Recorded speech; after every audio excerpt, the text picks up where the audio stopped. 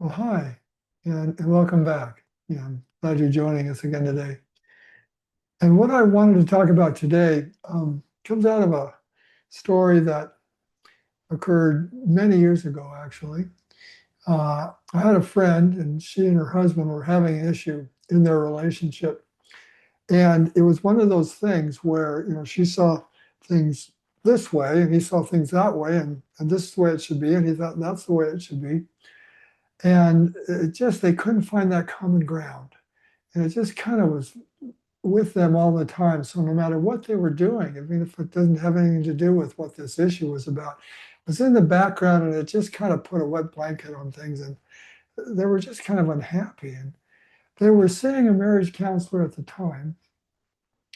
And after listening to them and hearing what they had to say, what he said to her was, well, do you want to be right or do you want to be happy? And she looked at him kind of shocked and she said, well, both. And isn't that the way it is? So, yeah, I've been looking at that. Do you want to be right or happy for a long time now? And I see there's some real truth in that in terms of my own life. And isn't that just the way it is? How what can often come between two people is they see things differently. And it's like they just can't see how, if they don't get it their way, they could ever be happy. It seems like it's only when we get what we want or when we're right about something that we can relax and be happy. And this, do you want to be right or happy, kind of points in a different direction.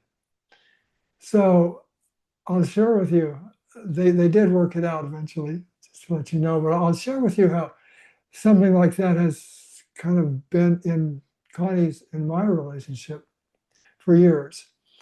And we've brought it up before. Connie likes the kitchen really tidy.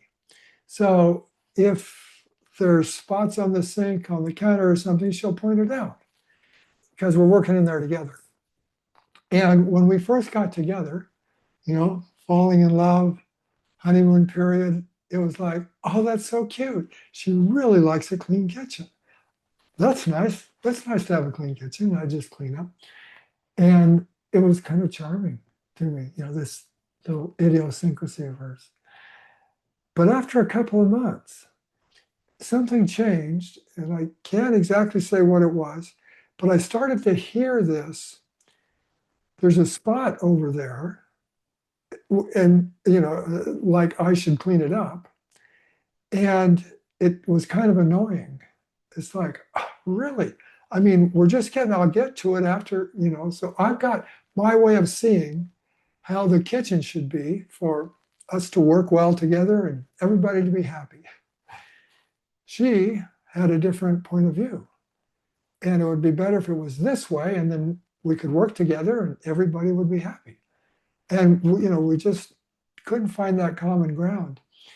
And so that went on for years.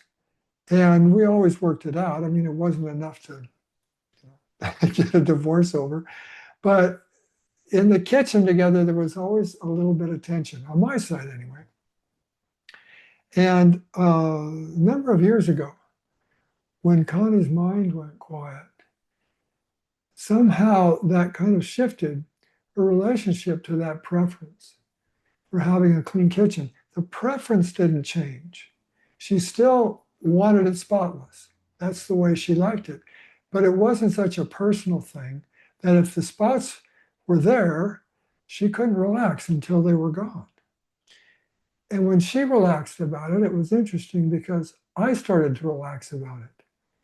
So she would still point out, oh, there's some spots over there, or there's something on the handle over there. There wasn't that same tone and kind of expectation behind the comment that there used to be. It was just kind of a statement of fact. And when I heard it that way, it's like, oh, well, yeah, let me see, there is something there, and maybe there's something on the handle, I can clean that up. It really started changing in where we didn't take it so personally.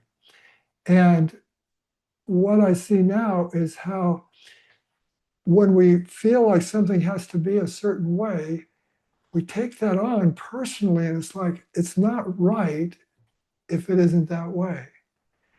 And so we've moved through that. And it's so beautiful to look back now and see how, when we get in the kitchen now, and if there's spots, and Connie points it out, when she points it out, instead of it now kind of like being a wedge, like it used to be, oh, not again. I felt like she was nagging me and I was never enough and crazy stuff. Now it's like, oh, yeah, we kind of come together in like this happy space. We've let go of it having to be our way, having to be right about this is what the kitchen needs to be for us to be happy, for us to be able to work together without this tension. And anyway, I see that as a classic example of, do you want to be right or happy? Because happy is always available if I can let go of the need to be right in my position, that my position has to be the way the world shows up, or unhappy. What comes to mind too, I think we've probably shared this before as well, the Rumi poem that goes something like, beyond right doing and wrong doing, there is a field. I'll meet you there.